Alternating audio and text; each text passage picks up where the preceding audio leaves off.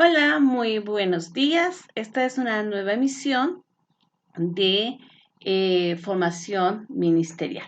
Recordemos que el objetivo de esto es aprender a servirle al Señor con eficiencia.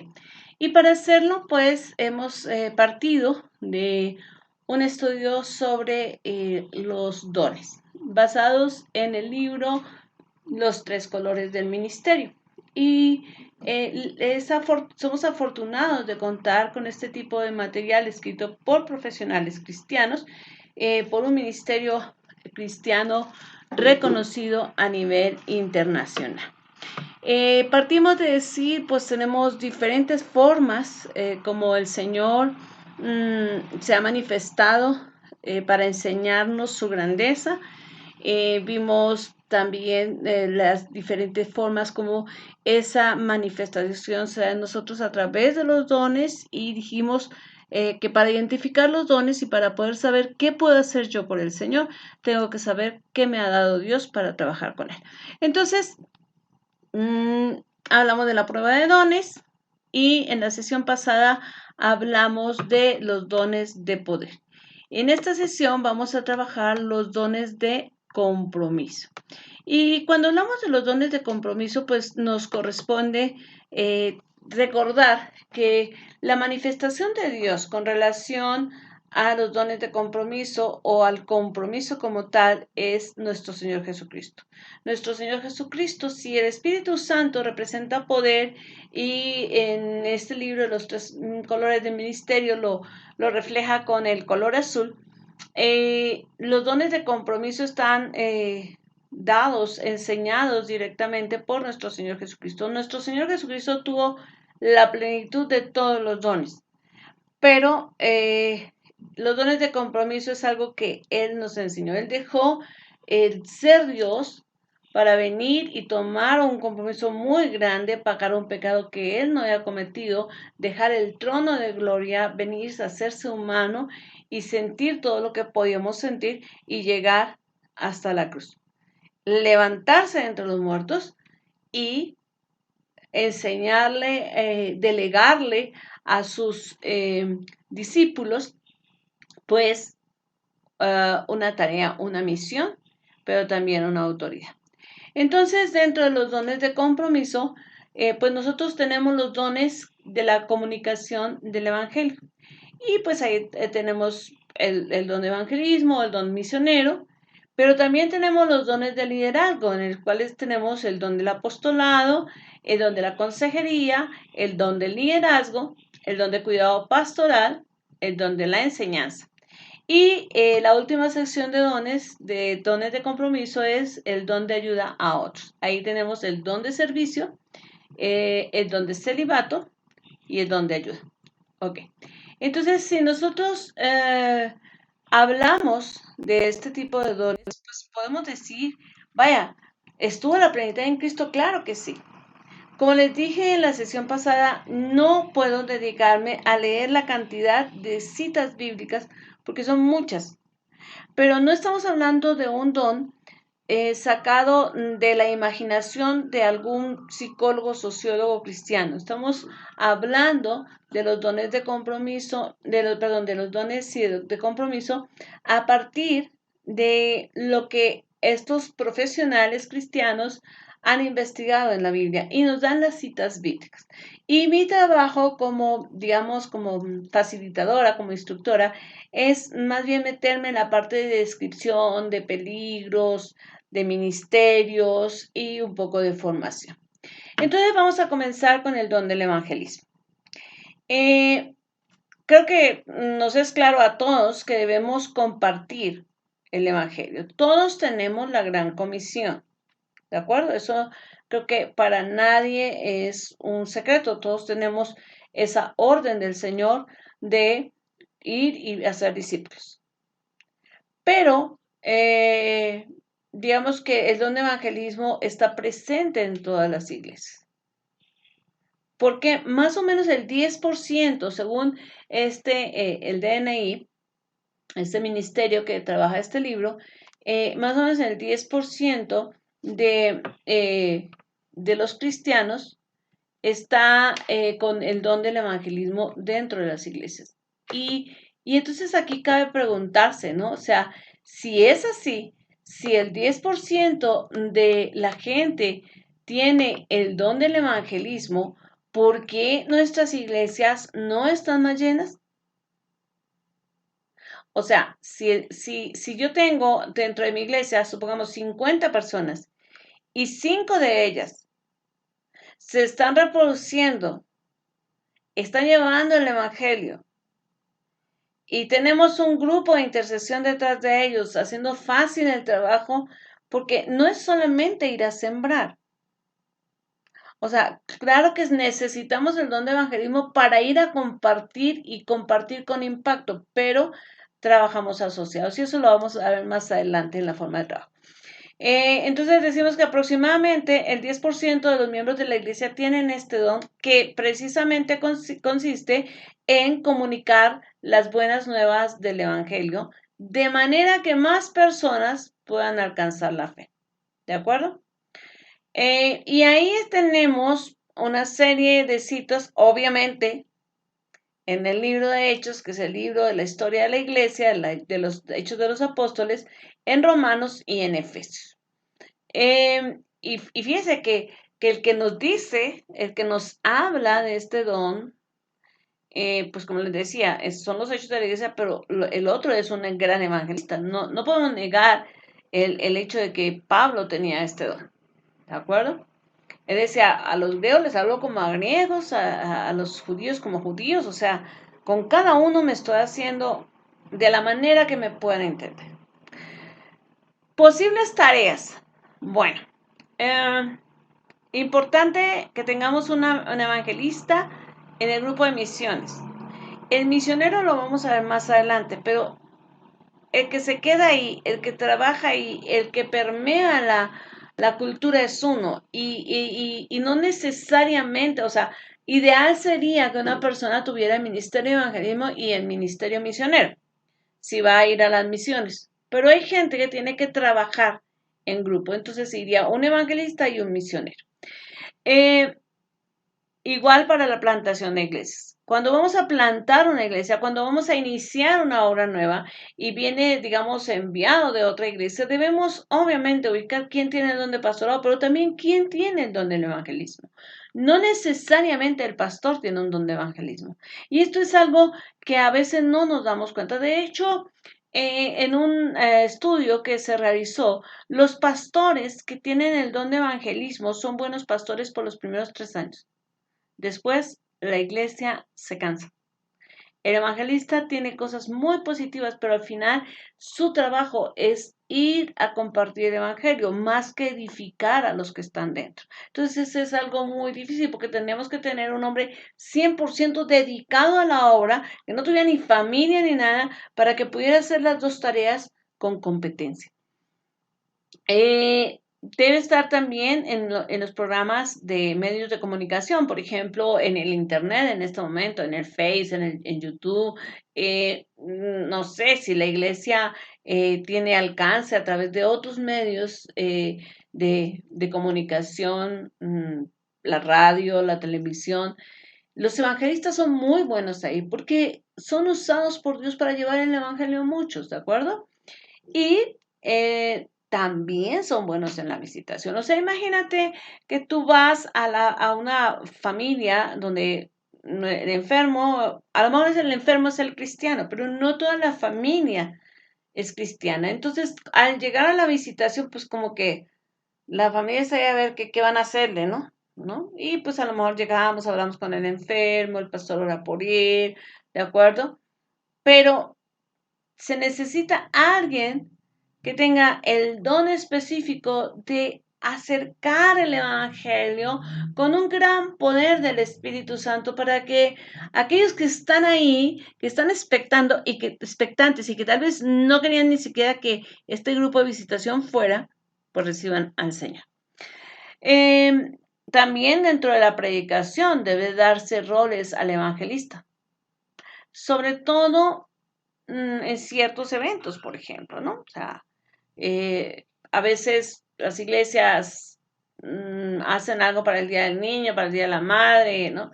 Y entonces invitan a mucha gente nueva y es bueno que el sermón ya no lo dé tal vez el pastor titular, sino lo dé un evangelista con bastante fuego que realmente pueda bajar el evangelio donde se necesita.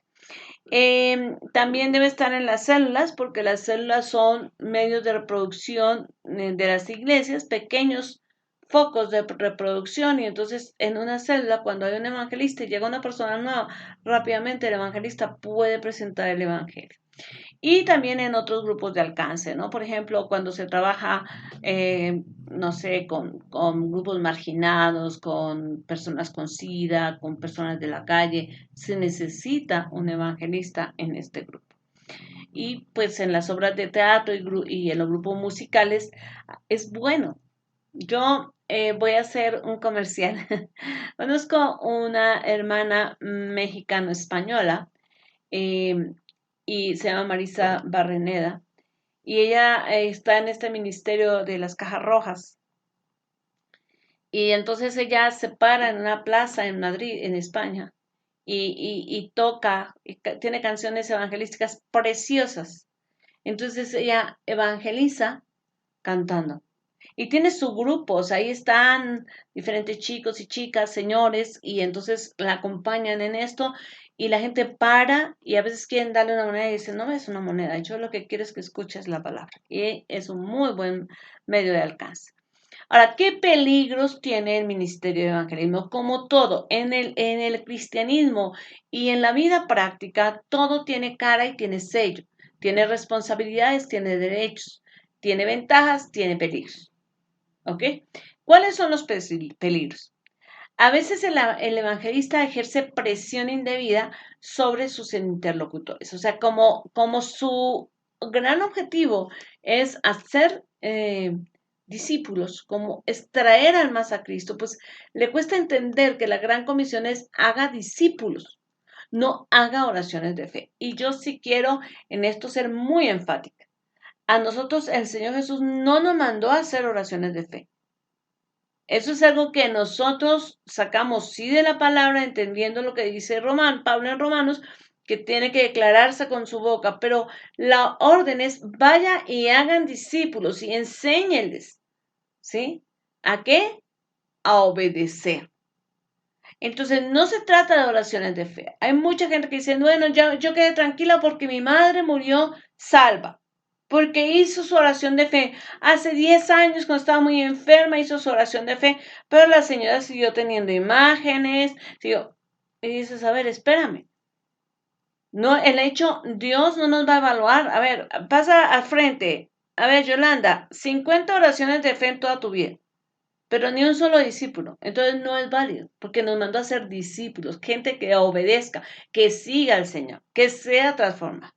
Entonces eso requiere no solamente un mensaje fogoso, sino una unción del Espíritu que de veras traiga convicción de pecado, pero también un grupo que esté detrás, o sea, un grupo de evangelismo que esté detrás sustentando en la palabra y no simplemente llevando, en mi opinión, esto del mensaje de prosperidad o de, pues, ven al Señor que Él resuelve todos los problemas. Sí, yo sé que el Señor hace milagros, pero no podemos vender el evangelio tan barato y decir, pues, todos salvos y ya, porque Dios es bueno.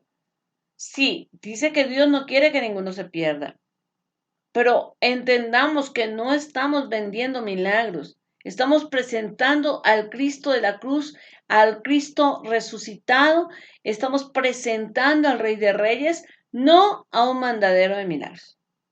¿Ok? Entonces esto es como, a ver, el evangelista debe saber presentar las buenas nuevas de salvación como un proceso consciente de todos, como decían tradicionalmente nuestros hermanos, ¿no? Por ejemplo, los bautistas son muy buenos en eso, porque el bautista hace todo el plan de salvación y cuando presenta el mensaje de salvación, ellos son muy sistemáticos. Ellos no vienen a decirte, o sea, yo no quiero en este momento hacer sentir mal a ninguna denominación, pero Digamos que lo que tú encuentras en los evangelistas, perdón, en los bautistas, en los presbiterianos, en las iglesias tradicionales, es que el plan de salvación era muy claro. Entonces la gente sabía en qué se estaba metiendo. ¿Ok? Era, a ver, todos somos pecadores, solamente hay un camino de redención, es Cristo, Él vino e hizo esta y esta labor, y entonces lo que yo hago es esto, y ¿para qué? Para recibir la vida eterna, pero hacer esto implica esto, esto. Entonces a la gente le queda muy claro. Ahorita no, ahorita tenemos campañas de 5,000 personas donde pasen al frente todos los que necesitan de Dios y pues toda la gente pasa, pero no tiene claro que son pecadores, no tienen claro que deben entregarse a Cristo porque Él es el único camino para llegar al Padre. No tienen claro que la vida eterna no se consigue por obras. No tienen claro muchas cosas. Y no tienen claro que Jesucristo no solamente es Señor, no solamente es Salvador, sino también es Señor.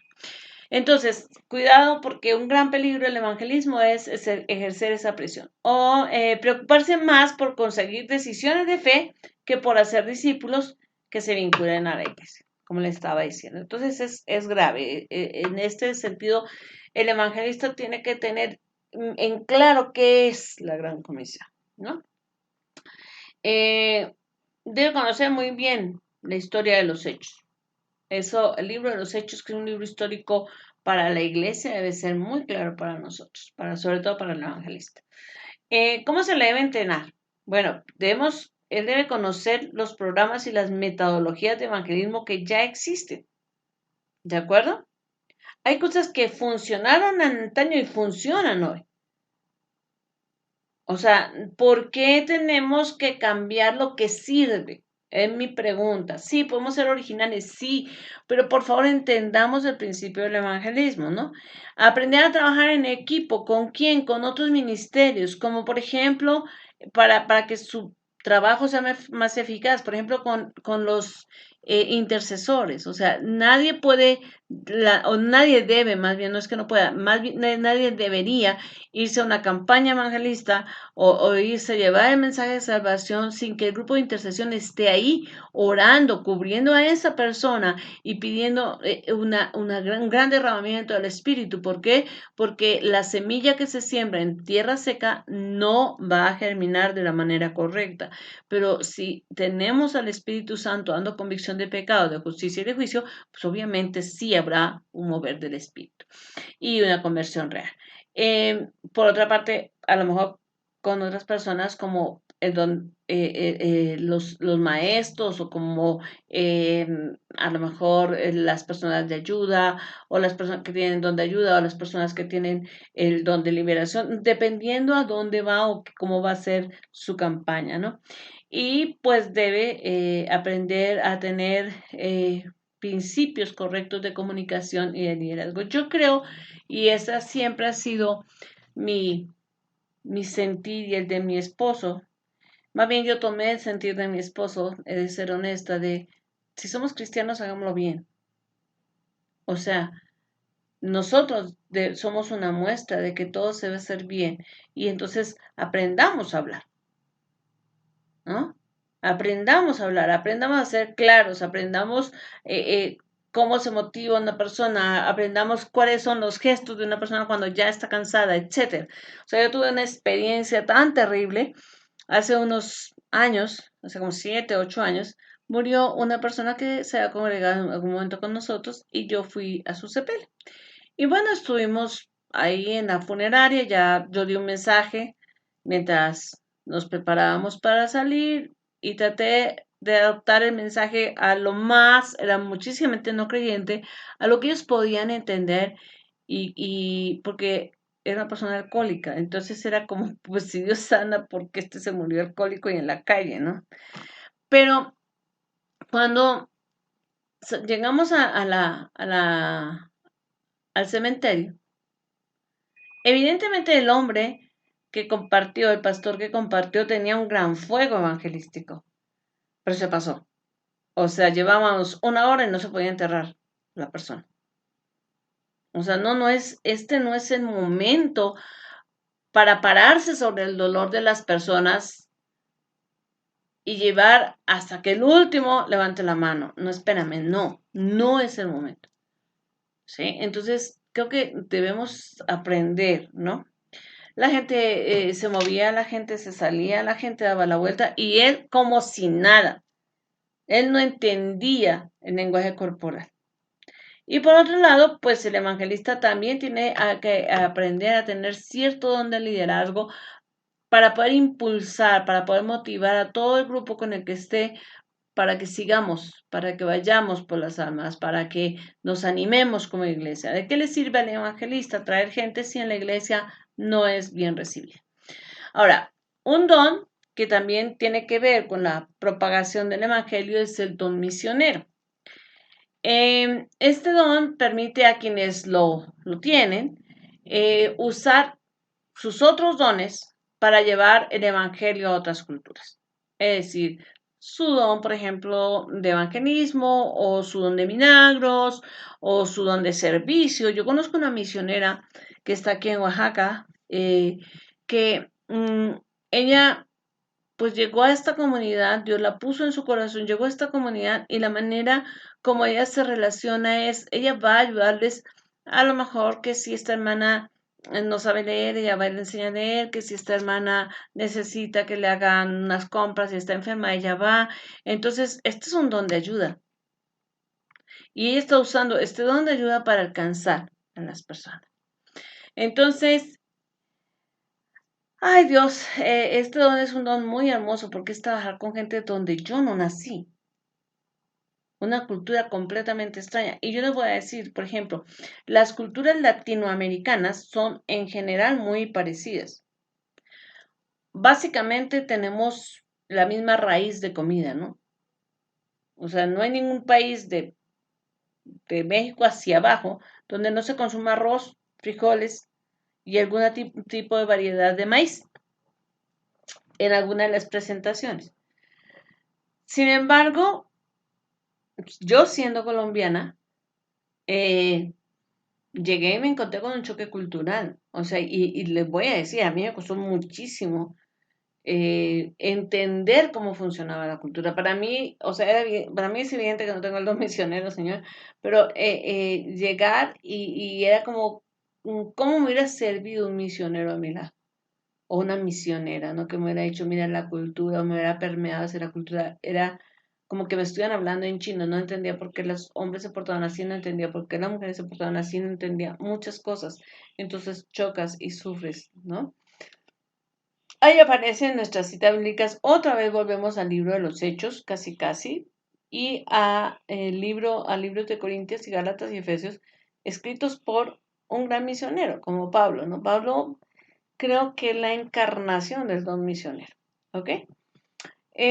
Posibles tareas que tiene un misionero, una persona con este don, pues la fundación de iglesias. De hecho, va a las culturas diferentes a llevar el plan de salvación y la idea no es dejarlos volando, la idea es ir conformando una iglesia. Por eso el misionero debe salir enviado de su iglesia y sostenido por ella. Si no en su totalidad, porque entiendo que hay muchas cosas, pues la iglesia tiene que ver si envía a alguien, qué puede hacer por ese alguien o qué arreglo hacen con ese alguien, porque realmente llegar a otro país y tratar, por ejemplo, de buscar trabajos, hay países donde no te dejan trabajar si eres un ministro del evangelio. Hay países donde si eres de otra nación, difícilmente consigues trabajo. Entonces es complicado. Inclusive hay zonas de países de tu mismo país, donde, no sé, si eres chilango, como dicen aquí, pues, no sé, a lo mejor en Veracruz te cuesta, ¿no? No sé, no es así, pero supongamos, ¿no? En Colombia, a los bogotanos, vaya, llegamos a lugares como el Tolima o el Huila, estados de la República de Colombia, y no nos dan trabajo, ¿no? Yo digo, qué terrible, porque nosotros le damos trabajo a todo el mundo, ¿no? Entonces, también la persona con don de misionero tiene trabajo en las misiones locales y extranjeras, o sea, ir a llevar, a permearse y a trabajar en la cultura y llevar el evangelio a las culturas de dentro de su país y de fuera, y también les sirve para trabajar con grupos marginados. ¿Por qué? porque un grupo marginado es una subcultura dentro de la cultura de esa ciudad, por ejemplo, ¿no? Es decir, nosotros vamos a decir, todos los que vivimos en Ciudad de México, somos algo de chilango, vengamos de donde vengamos.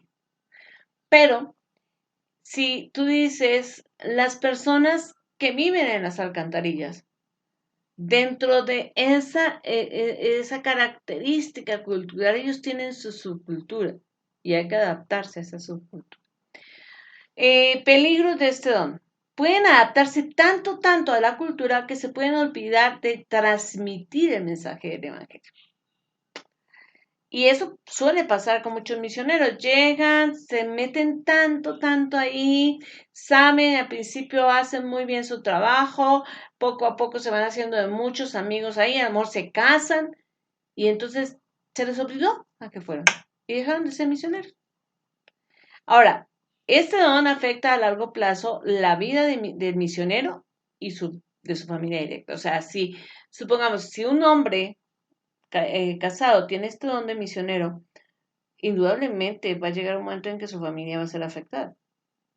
Porque si viajan con él, pues ellos tienen que sufrir problemas de adaptación. Y si Dios lo manda de un lugar a otro, pues es otra adaptación, o otras amistades. Y esto realmente puede maltratar a los hijos, inclusive al cónyuge. Pero eso por un lado. Ahora, si este hombre deja su familia y se va, pues con mayor razón. Entonces, es complicada para la familia, ¿no? O cuando es una persona soltera, tal vez el misionero o la misionera soltera es más fácil, pero no a la mamá y al papá y a sus hermanos no les deja de preocupar dónde está, cómo está, porque obviamente es su carne, ¿no? Es su sangre, ¿no? Consejos para el entrenamiento. O sea, el misionero debe tener casi formación respecto a otras culturas, a muchas culturas. Y hoy en día es muy fácil, porque hoy tenemos el internet, la televisión, los libros, tenemos los programas culturales de las embajadas, incluso tenemos intercambios con otros países. Entonces, nosotros debemos ser conscientes de todos estos medios, porque a veces una iglesia pequeña no tiene cómo proveer de todo esto, pero el misionero debe procurar conocer esto. Además, debe explorar cuáles son las zonas de su país, del continente y del mundo que menos han sido evangelizadas, pues puede ser su campo de trabajo. No puedo yo siempre estar pensando, a mí Dios me llamó a la China.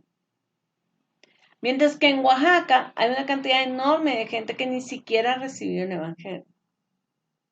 O sea, yo no veo tanta gente, tantos chicos con este don misionero que quieran ir a los tarahumaras, como si los que quieren ir a la India.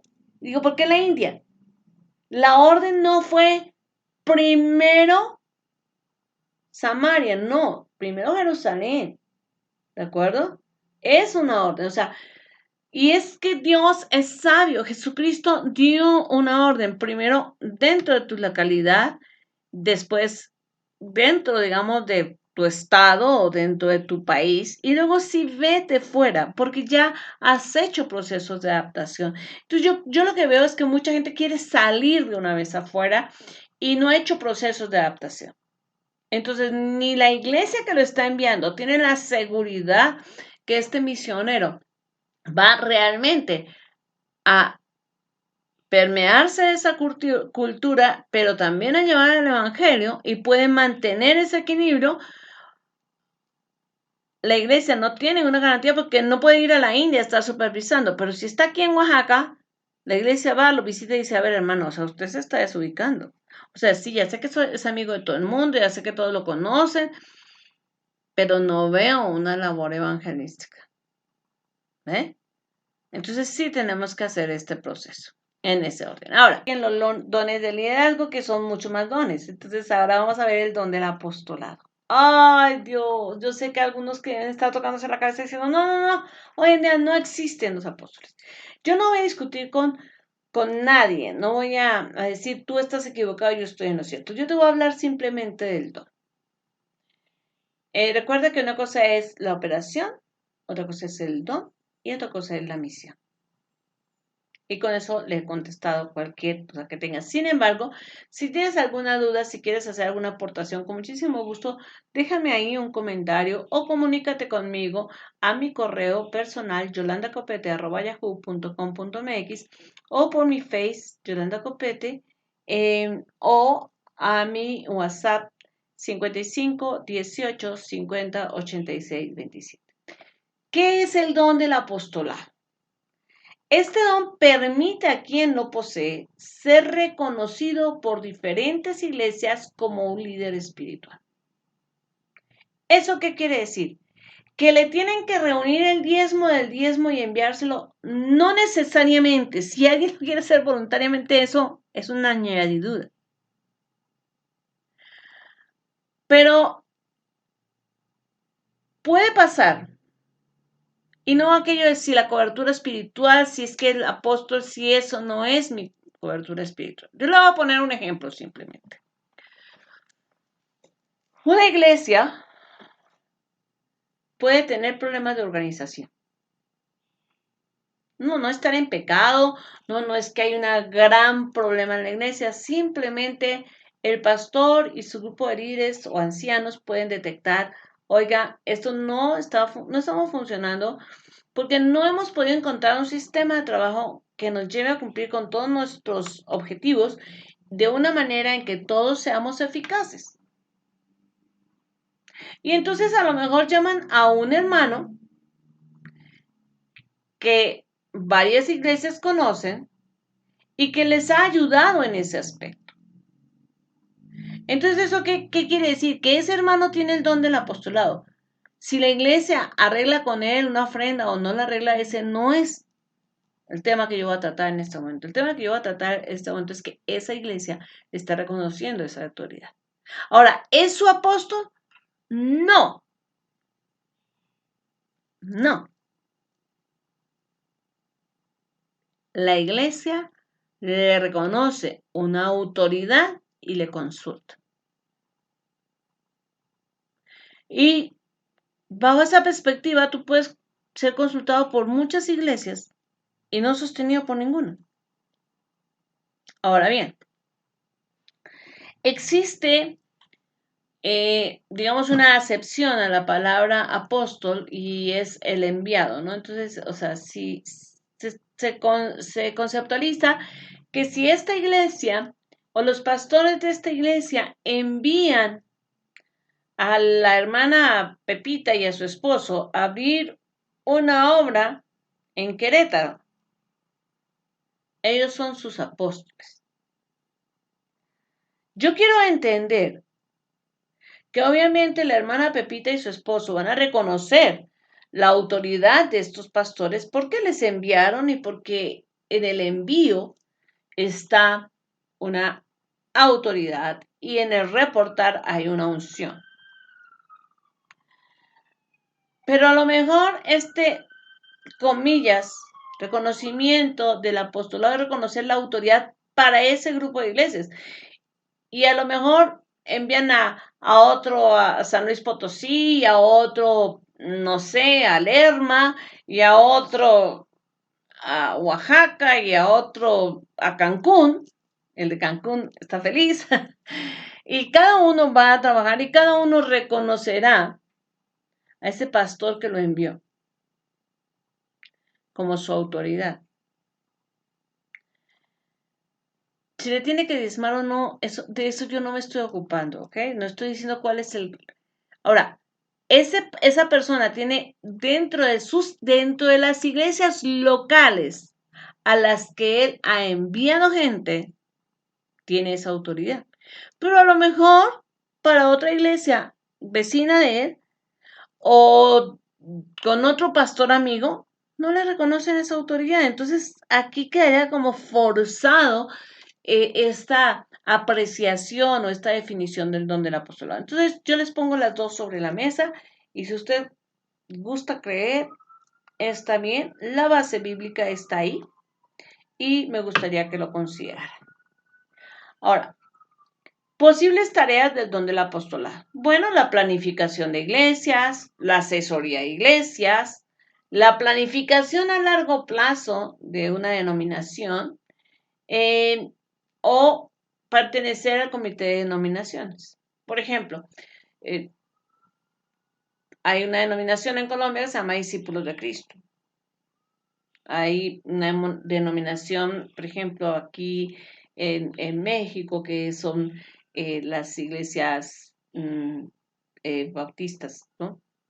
Entonces, tienen una organización. Dentro de esa organización hay hermanos que pertenecen a ese comité que dirige y da dirección y apoya y a quienes le consultan. O sea, si le reconocen, si le tienen el nombre de apóstol o no, bueno, no importa. Pero digamos que el don se está ejerciendo. Y yo estoy hablando de los dones. No estoy hablando de los ministerios como tales. Ahora, peligros del don del apostolado. Estas personas, como son reconocidas, se les reconoce una autoridad, ¿sí? A lo mejor por varias iglesias o por las iglesias que ellos enviaron a que se fundaran. Pueden carecer de alguien que les exhorte. ¿De acuerdo? Entonces se convierte en un problema porque todos debemos tener alguien que sea nuestra autoridad y nos diga, no, quieto niño, eso no está bien. Oye, así no trates a tu esposo, así no trates a tu esposa, ten cuidado con esto, creo que estás fallando aquí. Ahora bien, si el apóstol no tiene el don del liderazgo y de la organización, otro peligro puede ser que puede carecer de estructura. Entonces va a ser un picaflor, nunca va a ser edificado en ninguna iglesia porque, me llamaron de aquí, voy para acá y me gustó esta iglesia, me quedo. Después, pues, sabes que no sé si te puedo ayudar porque me llamaron de la otra, entonces se vuelve su vida un caos, ¿no? Y pueden llegar a otro peligro, es no, llegar a no reconocer sus limitaciones, ¿de acuerdo? Todos tenemos una limitación, o sea, no somos gurús, no lo conocemos todo. Y a veces en esto no se puede incurrir como sé esto, esto y esto, me meto en todo. Y no en todo somos autoría. Y bueno, el apóstol, como otros dones, puede tener, más bien tiene que cuidarse de las tres tentaciones famosas: dinero, sexo y poder. ¿Ok? Dinero, sexo y poder. Por eso estoy pidiendo el diezmo puede ser un problemón gravísimo, porque mucho dinero puede traer problemas. Ok. ¿En qué se debe entrenar el apóstol? Lo primero que debe hacer es conocer los estándares bíblicos, no a su interpretación, sino los estándares bíblicos que él debe cumplir. Yo me aterro porque simplemente para el obispado, simplemente para ser cualquier servidor del Señor, nos dicen que debemos gobernar bien nuestras casas, que debemos ¿no? Y encuentro gente que con gran voz en cuello grita que es apóstol, anda ya está en avión, bueno, tiene todos los privilegios, pero ni siquiera sabe gobernar bien su casa. Y entonces uno dice, o sea, él mismo debería decir, en este momento me aparto del ministerio, o sabe que lo veo con mucho cuidado porque yo no estoy cumpliendo las condiciones. Si yo quiero tener la autoridad frente a alguien, yo debo ser un gran examinador de mí mismo. Ahora, el apóstol debe cumplir, conformarse como líder espiritual, es decir, debe de veras estar viendo alrededor de toda la base bíblica y también alrededor de todo lo que se puede aprender sobre el liderazgo para llevar realmente un liderazgo espiritual. Y debe compartir con otros líderes que tengan este don y irse adaptando a los cambios de residencia, porque generalmente el apóstol va, camina, va, camina. Por lo menos eso nos enseñó Pablo. Entonces es importante. Ahora, otro don del liderazgo es don de consejería. Yo siempre he dicho que todos los cristianos en algún momento nos toca aconsejar, porque cuando la gente ve que nuestra vida ha cambiado, pues todos quieren, o más bien todo el mundo reconoce que algo está pasando o pasó en nuestras vidas, que nosotros ya tenemos como una llave para resolver algunas cosas y vienen y nos cuentan. Ahora, el don le permite a quien lo posee servir a los demás por medio del consuelo, la amonestación y el estímulo para que reciban su ayuda y se restablezcan. Y fíjense que aquí no dije simpatía, dije consuelo. Consolar a alguien es hablarle de la esperanza bíblica. Amonestar a alguien es agarrarle los piecitos y ponérselos en el suelo y que él pueda ver qué hizo bien, qué hizo mal. No es, ay, pobrecito mi amor, y no sufra y Dios le va a resolver todo. Eso no es aconsejar, eso es consolar y eso sí califica ahí. Y pues el estímulo es otra vez enganchar la vida de esa persona con una base bíblica y llevarlo a que modifique conductas, actitudes, pensamientos. ¿De acuerdo? Bueno, ahí usted encontrará las citas bíblicas y vamos a ver las posibles tareas. La primera es la visitación. Bueno, cuando tú vas, cuando en la iglesia hay un grupo de visitación, pues es necesario que alguien que tenga ese don acompañe. Porque pues no sabemos en qué momento nos cuentan, no, es que mire, desde que estoy enfermo, ya mi esposo, ya mi hijo, ya esto, y entonces tiene que darse el consejo. Obviamente, dentro del equipo de consejería debe caber un consejero, una persona con ese don. Dentro de las células, ¿por qué? Porque ahí se da muchísimo don de consejería y sobre todo a gente que hasta ahora llega a buscar de Dios. En los equipos de restauración, es decir, en esos equipos donde se trabaja en cárceles con grupos marginados o simplemente con las mismas personas de la iglesia de una manera sistemática. A ver, la consejería lo podríamos dividir en dos grandes ramas: apagar incendios y restaurar. ¿Qué es apagar incendio? El hermano se peleó con la hermana y tenemos que ayudar mediante el don de la consejería a resolver esto. Ahora, por otra parte, está la restauración. Y la restauración es un proceso sistemático. ¿Ok? Es un proceso donde yo, digamos, hago un diagnóstico completamente de la vida del hermano, primeramente de su herencia, de su niñez, de sus decisiones y pecados como adulto. Y todo esto se va ministrando a la luz de la cruz del Calvario. Eso es restauración. De lo contrario, venir, que el hermano venga y me diga, pues es que mi esposa la encontré chismeando con la vecina sobre nuestra vida sexual y ya no quiero vivir más con ella. Es como, ok, hermano, lo entiendo. ¿De acuerdo? Me queda perfectamente claro su dolor y su molestia. Venga, hablamos, aconsejamos al señor y a la señora. Pero eso es una consejería de apagar incendios. Eso no es restauración.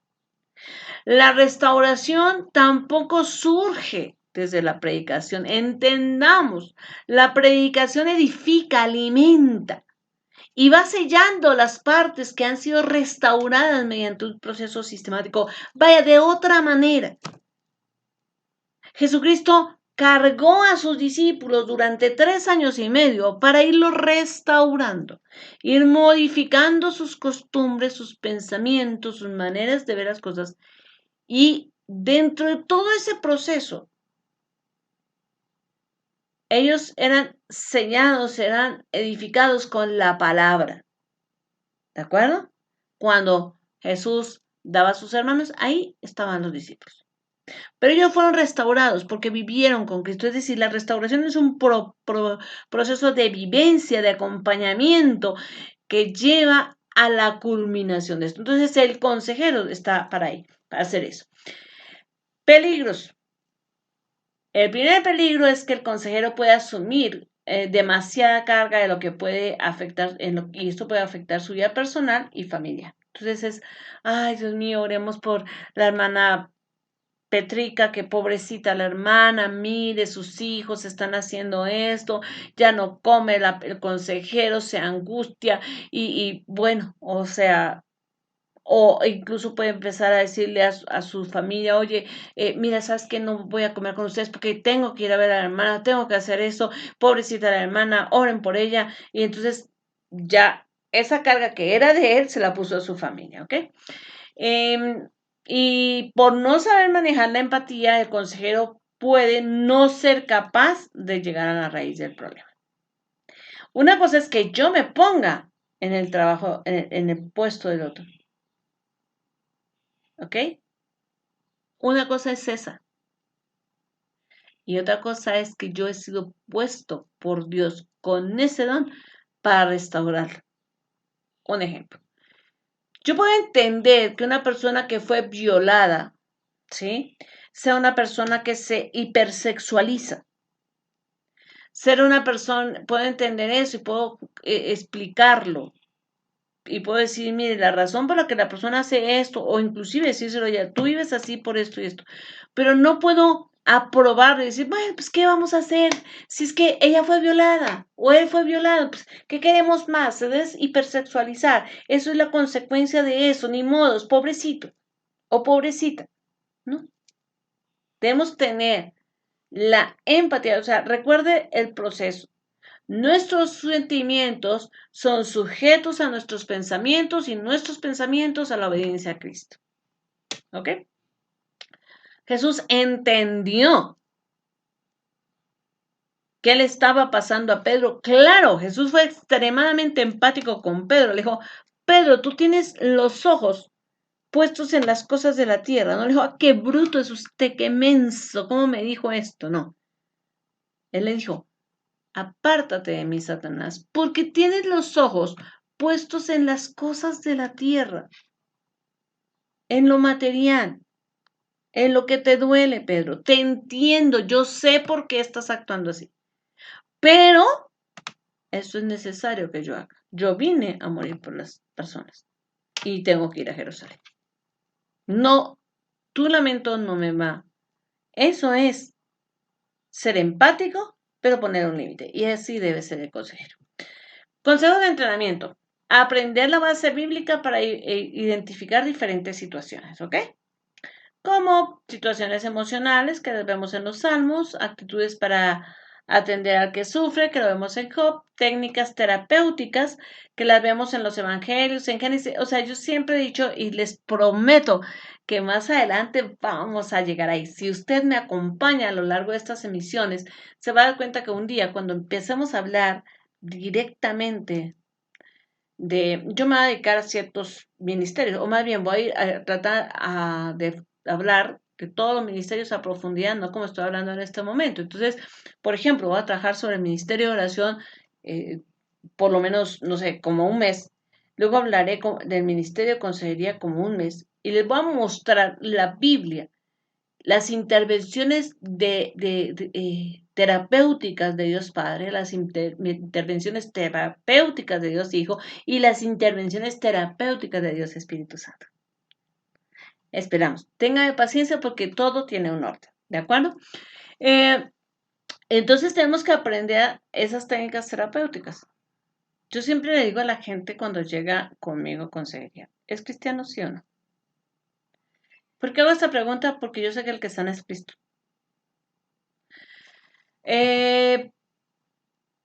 Si viene súper recomendado y pidiéndome la mamá que es cristiana, el abuelito que es cristiana, la tía que es cristiana, y me dicen, pero no cree, pero por favor recíbalo.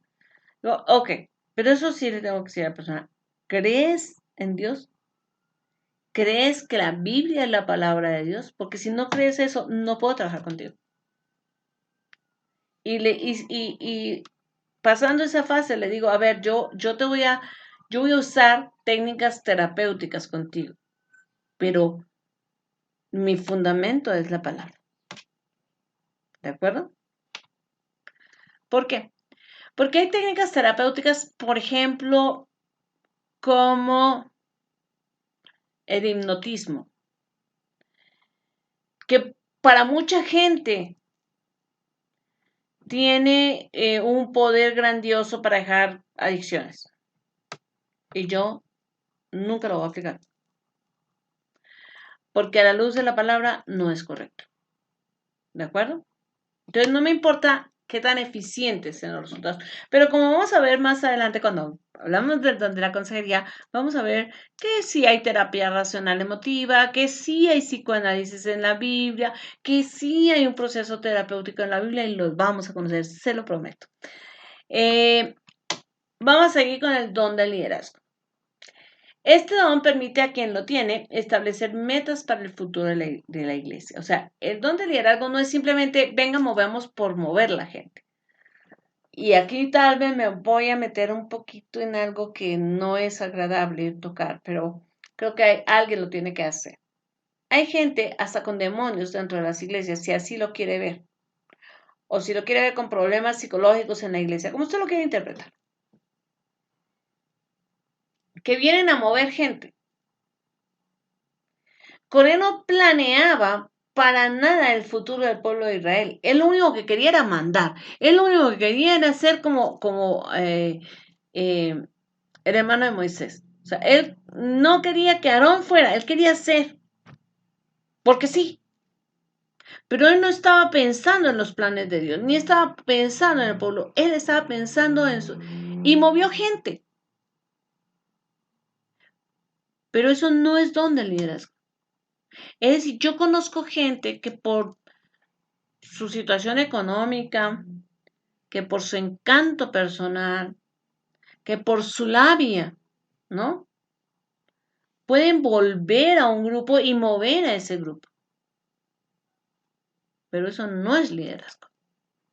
El liderazgo es el don que le permite a la persona que lo posee establecer metas para el futuro de la iglesia conjuntamente con las personas que así sea, pastor, ancianos, lo que sea, y comunicarlas de tal manera que todos los demás cooperen de forma voluntaria para conseguirlas.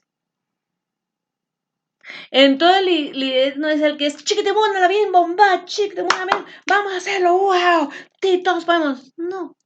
Líder es el que tiene una meta, establece una meta para la iglesia y dice, mire, esto está bien a la luz del Señor, vamos a trabajar por eso. Y encuentra maneras lícitas de hacerlo, motiva a la gente y trabaja con ellos. Ahí hay varias citas bíblicas para que usted identifique el don y en qué puede trabajar quien tiene el don del liderazgo. Evidentemente en ser pastor o anciano de una iglesia, ser director de culto, porque hay gente o hay iglesias cuya dinámica de manejo del culto implica una dirección. Y no hay nada más terrible que poner a una persona, yo no la paso bien. Cuando eso pasa. Bueno, y ahora vamos a leer el Salmo del día. Bueno, y ahora vamos a pasar a la alabanza. O sea, que le falta dinamismo, que le falta, porque la persona que tiene ese don de liderazgo tiene, ¿cuál es el plan del culto? El plan del culto es llevar a la persona, al pueblo, a la presencia de Dios y que las personas que están ahí se rindan a Dios. O sea, no solamente que lleguen, sino que se rindan. Entonces, yo iría más lejos. Dice también director de departamento, planificación a largo plazo. Yo iría mucho más lejos. Yo diría que dentro de los grupos de alabanza debe haber alguien con el don de liderazgo. Mire, qué terrible es la alabanza en este momento. Sé que hay todo tipo de arreglos musicales, instrumentos, luces y todo tipo de cosas. Pero creo que estamos llegando a un momento en la iglesia en que no se alaba a Dios. En que es más, a ver cómo le damos al tambor, a ver cómo hacemos los efectos de luces, a ver cómo duramos más haciendo solos aquí. De hecho, a veces se adora con un género que se roba el reflector. Hay géneros tan fuertes, tan pesados, que no permite que la persona ni siquiera entienda lo que están cantando. O sea, el ritmo es tan fuerte que se come el contenido. Y la alabanza es simple y llanamente el objetivo que yo esté aquí. Yo fui rescatado para alabar a Dios. No para que me desmaye oyendo el tambor, ni para que levante las manos y sude, ni nada de esas cosas. ¿De acuerdo? Entonces, un buen líder de alabanza mete a la gente en la presencia del Señor y mantiene la música alabando a Dios y no los músicos alabando a la música o la música alabando a los músicos. Y ahí les dejo esa apreciación. Puede ser que usted piense diferente a mí y le respeto. Y si gusta discutir el tema, con muchísimo gusto. ¿Qué peligros hay para quien tiene el don de liderazgo? Pues primeramente el aislamiento espiritual. Otra vez, ¿por qué? Porque el líder dice, pues estoy aquí arriba y como que me toca y tenemos que alcanzar esto y no puedo mostrarme débil y entonces se aísla de la iglesia. Las tres tentaciones fundamentales, ¿no? Dinero, sexo y poder. Y la falta de humildad. ¿Por qué? Pues porque yo soy el que sé, yo soy el que mueve a la gente, yo soy aquí, es por mi perfil, es por, bueno, entonces hay que cuidarse mucho de eso. Consejos de entrenamiento, fundamentos bíblicos. Entonces se vale estudiar la vida de una persona como José, como Abraham, como Moisés, como David, como Elías, como Samuel y como Pablo, que fueron personas que fueron líderes en su momento, y ver no solamente las cosas buenas, sino también las cosas malas que les sucedieron. En dónde falló el liderazgo, en dónde se consolidó. Y pues obviamente realizar estudios de liderazgo y aprenderás comunicación y aprenderás planeación y aprenderás muchas cosas. Don de cuidado pastoral, es decir, el don para ser pastor. Este don permite a los cristianos asumir responsabilidades a largo plazo para el bienestar espiritual de un grupo de creyentes. ¿Ok? Es decir, todos en algún momento tenemos que cuidar a un hermano. Dice que los que son más espirituales deben cuidar a los menos espirituales. Todos en algún momento eso. Pero hay personas a las que Dios ha llamado a esto, que no les cuesta pastorear. O sea, yo escucho cada cosa, dice, es que la vida, es que ser cristiano es tan difícil. Y digo, ay, Dios mío, ¿qué estarás sintiendo, Señor Jesús? Qué tristeza, ¿no? Que alguien tenga que decir, ay, ser cristiano es tan difícil. Es como que mi esposo venía a decirme a mí, ay, qué terrible es vivir contigo, Yolanda. No, pues ya, pues, éntrale, ¿no? Ya éntrale, no te quedes si es tan difícil vivir conmigo. Ahora, si es tan difícil pastorear gente, sí, la gente es difícil. Pero tener ese don nos hace susceptibles a poder cuidar, a volver a amar, a aprender a perdonar, a hacer muchas cosas. Bueno, ahí tenemos, creo que la mayor lección sobre pastorado está en Juan, en el capítulo 10 de Juan. Pero ahí, de todas maneras, vemos otras citas bíblicas que nos ayudan. Posibles tareas. Bueno, uno puede ser pastor de niños, trabajar en el culto de niños, ser líder de células, pastorear jóvenes, trabajar en discipulado. De hecho, creo que todo buen pastor disipula a sus líderes para que sus líderes puedan discipular a otros. Esa es mi opinión. Puede trabajar en el descubrimiento de dones y obviamente en el pastorado general. Peligros. Generar tanta solidez en un grupo que no permite la integración de nuevos creyentes. O sea, hay pastores que hacen tan fuerte a estos, por ejemplo, a estos jóvenes, ¿no?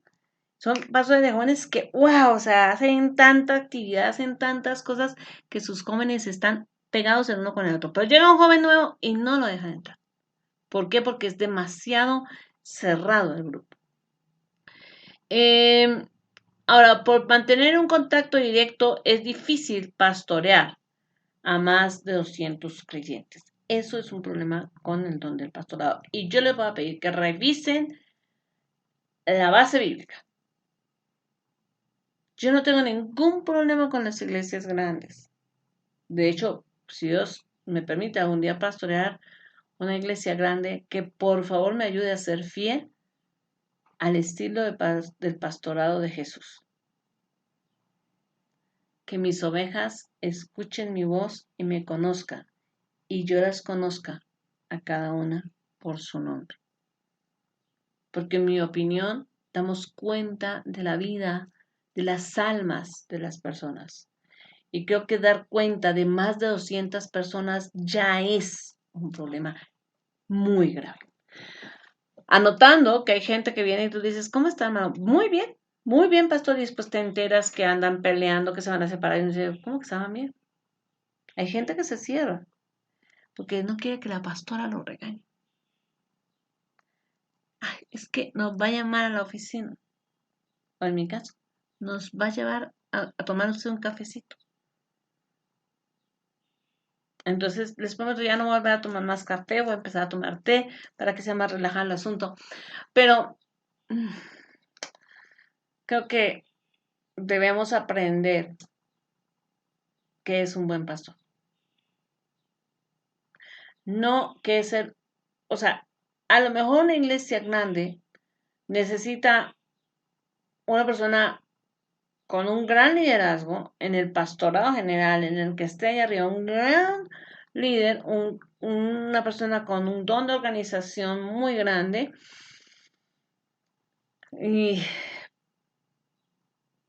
Pero el cuidado pastoral te va a llevar a cuidar a las personas necesariamente.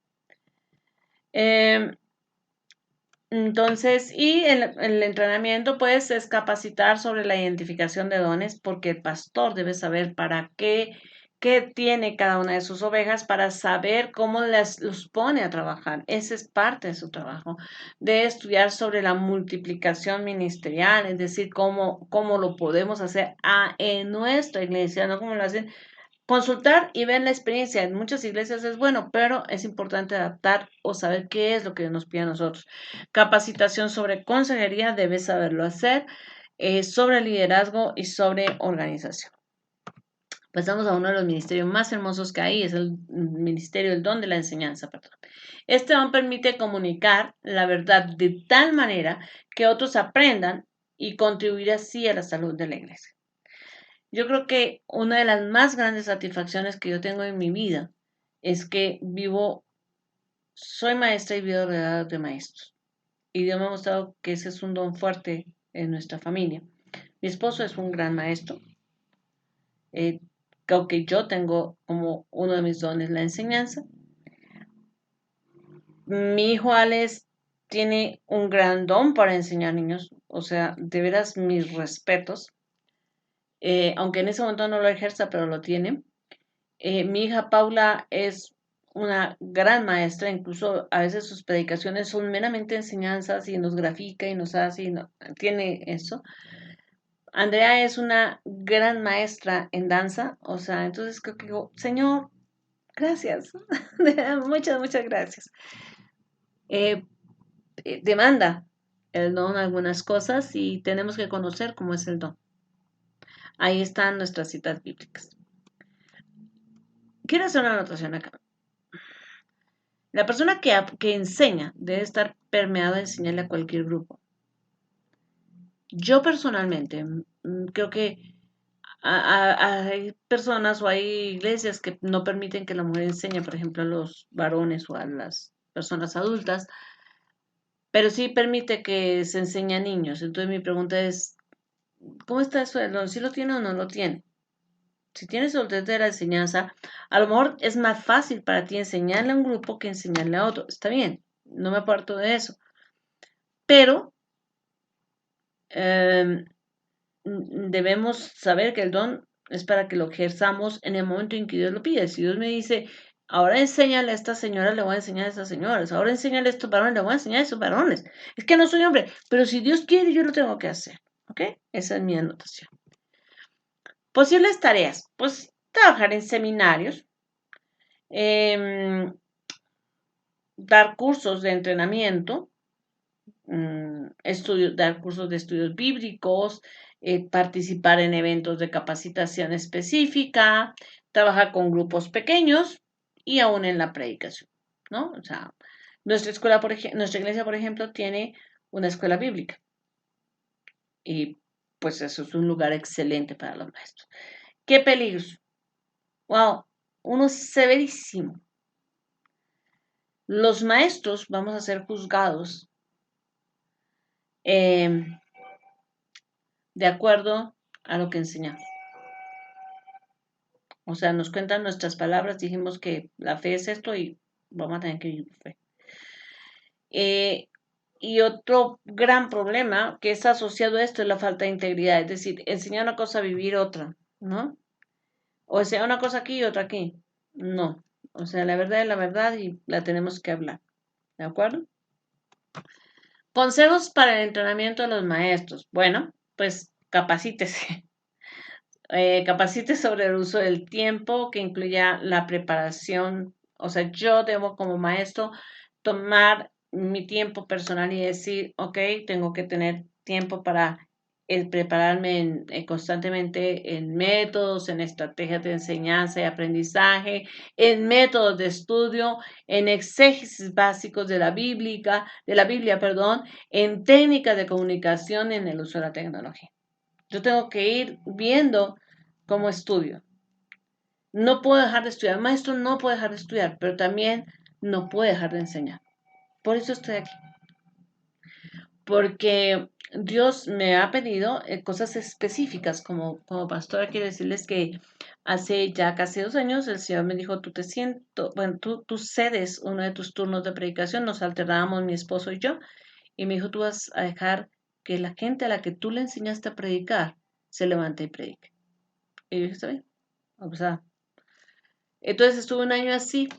Ya el año pasado mi esposo dijo, bueno, pues uno y uno, ¿no? Entonces uno mi esposo, uno yo, y viene uno de nuestros líderes formados con buen testimonio.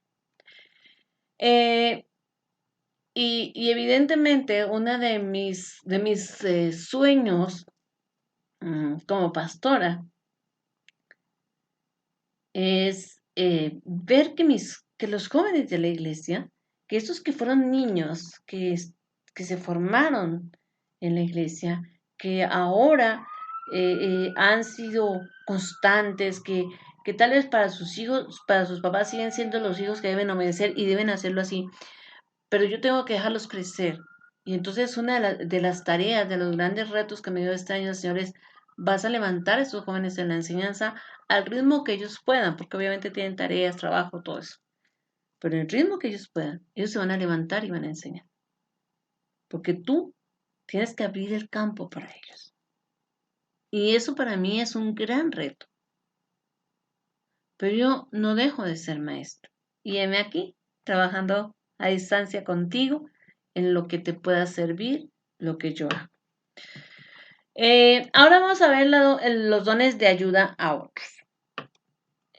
Pues empecemos por el don de servicio. Hoy vamos a ver algo que es simpático. Yo no, como que al principio, cuando empiezo a estudiar los dones, como dice, don de ayuda y don de servicio no son iguales. Vamos a ver cuál es la diferencia. Don de servicio. Este don permite a los cristianos reconocer dónde debe concentrar sus esfuerzos y procurar que se hagan las tareas necesarias. ¿Ok? Ahí vamos a ver algunas citas bíblicas. ¿Y cuáles son las tareas que puedes hacer o dónde te puedes desenvolver? Mira, una persona con el don de servicio dice, hay que pintar el templo y se mete ahí. Una persona con el don de servicio dice, ay, ese hermano que llegó solo hoy, hay que pasar a saludarlo y pasen lo saludan. La multimedia, o sea, el manejo de cámaras, sonidos, de esas cosas, mire, pastora, yo creo que se pueden subir los cultos. Mire, pastor, yo creo que si cambiamos los micrófonos de esta y esta manera, ¿sabes qué? A lo mejor podemos hacer un mueble aquí para que se pongan los instrumentos. Entonces, esto es un don de servicio. Y, por ejemplo, el cuidado de niños. Entonces, por ejemplo, a nuestros jóvenes, a fuerza inicialmente, fue a fuerza, o sea, ni siquiera fue preguntándole, sino, a ver, fulano, fulano y fulano, reunión de matrimonios, ustedes se hacen cargo de los niños, primero este, luego este, luego este. ¿Por qué? Porque consideramos que para ser un buen discípulo, primero hay que obedecer. Entonces, ahí se mide más la obediencia que cualquier otra cosa. A lo mejor sí tienen el don y a lo mejor no tienen el don, pero los hacemos pasar por la etapa del servicio por eso.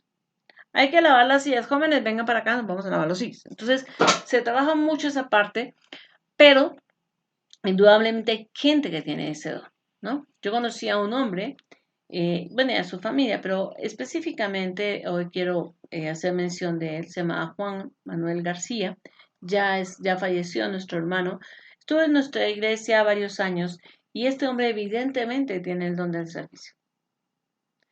Mi hermano Mauricio tiene evidentemente el don del servicio, ¿sí?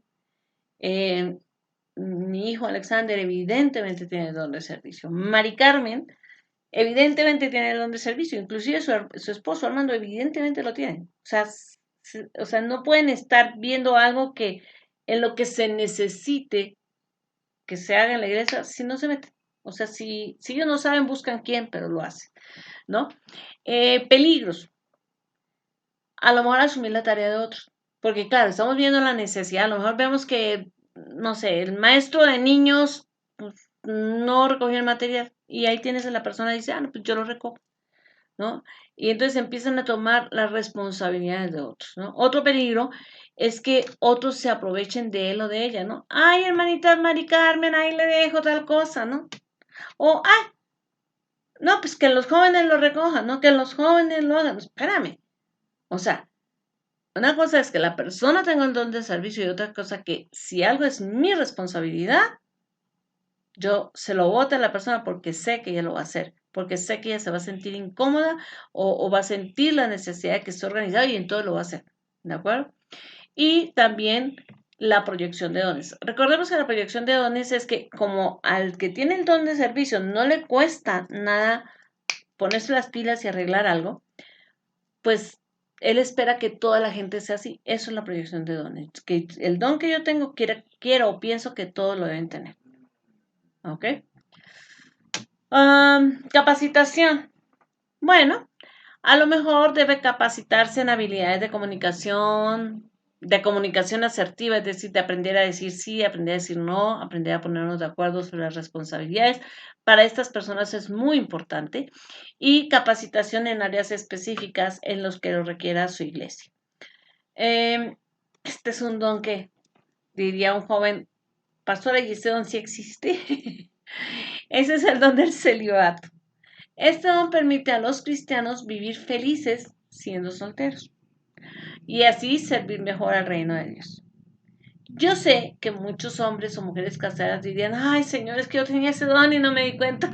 Bueno, ahora desearía estar soltero. Pero bueno, o sea, no a todo el mundo se le da el ser soltero. Hay gente que tiene que estar soltero, pero toda la vida está inconforme. ¿De acuerdo? Entonces yo siempre les digo, mire, cuando los chicos llegan a la adolescencia, les digo, mire, quieren una princesa, por conviértese en un príncipe. Quiere un príncipe, conviértese en una princesa.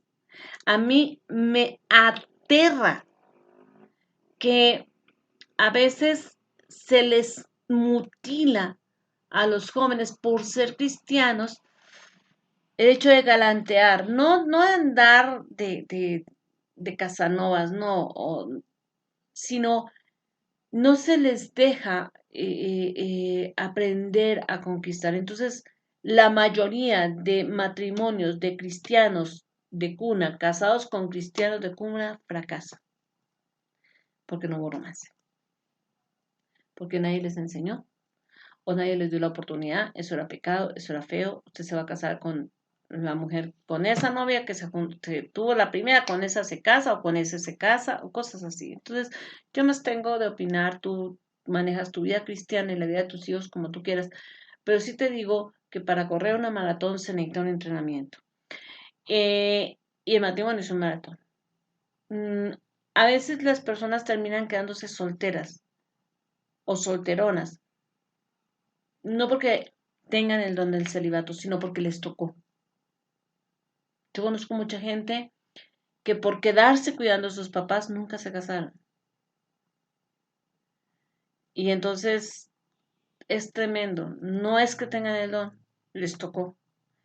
¿Y cómo lo diferenciamos? Porque el que es solterón se amarga y el que tiene el don del celibato no le importa y vive bien y vive tranquilo y no se conflictó con eso y puede servirle a Dios y este don es para eso. Sobre este don es el que trabaja la Iglesia Católica, ¿no? Si le sirves a Dios, no te cases. Por favor, veámoslo en las siguientes citas bíblicas. Ahora, posibles tareas para quien es célibe. Ser misionero, eso le ayudaría mucho para que pueda mantenerse cerca de la cultura, pero no metido, pero no involucrado hasta el punto de perder, como lo dijimos, la mira de qué fue hacer a esa cultura. Y la plantación de iglesias. A lo mejor para poder estar aquí plantando una iglesia, aquí, allá, allá, pues necesito no tener familia y poderlo hacer así. Peligros. La presión social puede llevar al matrimonio a quien tiene este don, ¿no? A ver, ¿para cuándo? Te va a presentar una amiga, ya te hice cita con una niña que es cristiana, que viene de otro país, que no sé qué, y los casan casi casi, porque pues ya es hora de que se case, ¿no? Ahora, personas con desórdenes psicológicos o sociales pueden creer o simular que tienen el don del celibato. O sea, personas que tienen un problema psicológico o un problema de relaciones, pueden decir es que yo soy célibe, que tengo el don del celibato, y no ser así, sino simplemente esconder este problema. Y por otra parte, quienes no reconocen que el celibato es un don, pueden creer que anda algo mal con ellos, ¿no? O sea, ¿por qué será que yo no anhelo tener una pareja? ¿Será que estoy loco? ¿Será que estoy mal? ¿Será que me pasa algo? ¿No? Otro peligro para este don son las tentaciones sexuales. ¿De acuerdo? Yo amo el sistema ACE porque les inculca tantos principios cristianos a los chicos en cada país, en cada lección. El sistema ACE es un sistema de educación acelerada cristiana. En cada país va un versículo, en cada país se habla algo de Dios, entonces siempre están metidos ahí, siempre están envueltos, ¿no? Y, y hay muchos chicos seis, y les decimos chicas y chicas seis, chicos y chicas seis, y que se guardan de ver ciertas películas o eso porque saben que ellos mismos pueden entrar en una tentación. Y ojalá que todos los sistemas educativos nos llevaran a eso. Lamentablemente, hoy por hoy no es así. Consejos de entrenamiento. Una firme base bíblica. O sea, de veras, los célibes tienen que conocer la Biblia para que no se sientan raros, para que puedan saber por qué Dios les dio el don, para que vean a otras personas con ese don ahí en la Biblia. Recordar frecuentemente que es un don. No que estoy quedada, no que soy vieja, no que soy malo, no que es que nadie me quiso, es que Dios no me quiso dar una pareja, sino simplemente que Dios me dio el don. Y estudiar la vida de otros célibes, ¿no? El don de ayuda. La gente dice que Pablo, de hecho, fue una persona con el don del celibato. El don de ayuda. Bueno, les dije que servicio y ayuda no es lo mismo. ¿Por qué? Porque el don de ayuda permite a los cristianos poner a sus dones, lo que puede hacer, ¿no?, a disposición de los demás creyentes para permitirles a esos creyentes concentrarse más en su ministerio. Me explico. Mientras que el don de servicio era, me doy cuenta que esto falta en la iglesia y veo cómo lo hago y veo cómo lo compongo.